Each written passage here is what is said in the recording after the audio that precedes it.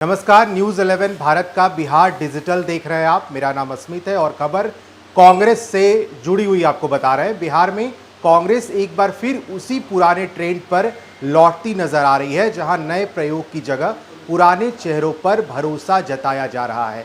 हालिया संगठनात्मक बदलाव में कई पुराने नेताओं को फिर से अहम जिम्मेदारियां दी गई हैं और जातीय समीकरण साधने की कोशिश भी साफ दिखती है।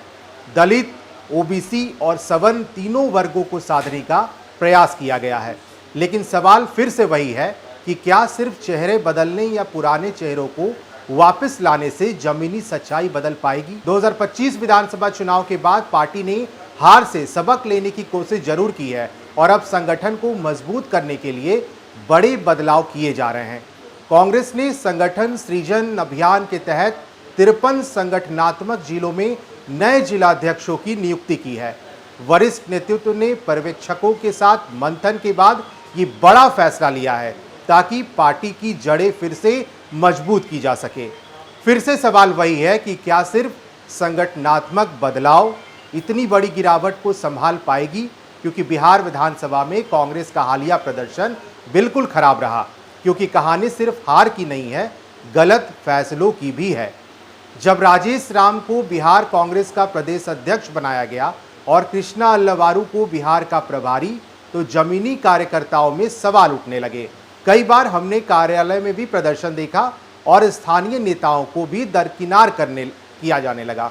जिन्होंने सालों तक पार्टी को संभाला, वो खुद को किनारे महसूस करने लगे। कई बार उन्होंने प्रेस कॉन्फ्रेंस भी किया और इतना ही नहीं, जनाधार वाले नेता पप्पू यादव जो पूर्णिया से सांसद हैं, उनको भी साइडलाइन कर दिया गया, जिससे जनता के बीच पार्टी की पकड़ और कमजोर हुई। संगठन में संतुलन भी बिगड़ा। एक तरफा फैसलों ने सामाजिक समीकरण को प्रभावित किया और नतीजा ये हुआ कि ना दलित वोट पूरी तरह मिला, ना किसी और वर्ग का भरोसा बन पाया। अब जरा आंकड़ों पर भी नजर डालते हैं। बिहार कांग्रेस ने 2025 विधानसभा चुनाव में कांग्रेस ने 61 सीटों पर चुनाव लड़ा, लेकिन जीत सिर्फ 6 सीटों पर ही मिली। 2020 में भी हाल कुछ ऐसा ही था। 70 सीटों पर चुनाव लड़ रही बिहार कांग्रेस सिर्फ 19 सीट पर जीत हासिल कर पाई, यानी गिरावट लगातार जारी है। और सिर्फ चुनावी हार ही नहीं, पार्टी के अंदर भी दरारें गहराती होती गई।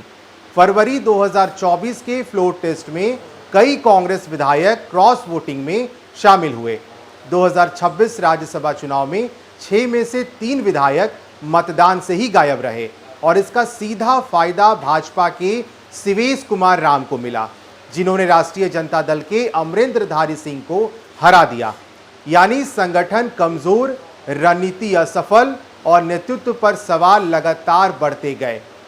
अब स्थिति ये है कि बिहार कांग्रेस के नेताओं में जो पार्टी की टूट है वो कगार पर दिखने लगी है। विधायक तक दूरी बनाने लगे हैं और ऐसे में पुराने चेहरों की वापसी और नए जिलाध्यक्षों की नियुक्ति, ये कहीं ना कहीं ये बता रहा है कि क्या वाकई कांग्रेस को फिर से खड़ा कर पाएगा। ये फैसले अहम हैं और सवाल एक बार फिर से बड़ा है कि क्या कांग्रेस अब जमीनी हकीकत को समझ पाएगी, क्या स्थानीय नेताओं को फिर से मौका मिलेगा, या फिर फैसलों की यही श्रृंखला पार्टी को और कमजोर करती जाएगी। क्योंकि आने वाले समय में बिहार विधानसभा के चुनाव जब होंगे तो उसमें बिहार कांग्रेस कितना अच्छा प्रदर्शन कर पाएगी, ये देखने वाला बात होगा। लेकिन पार्टी के आला कमान और राष्ट्रीय अध्यक्ष मल्लिकार्जुन खड़गे ने जो बड़ा फैसला लिया है, वो यही बता रहा है कि आने वाले समय में बिहार कांग्रेस फिर से अपने पुराने ट्रेंड को लाना चाह रहा है। इस वीडियो में इतना ही। आप न्यूज़ 11 भारत के बिहार डिजिटल प्लेटफॉर्म पे बने रहें। धन्यवाद।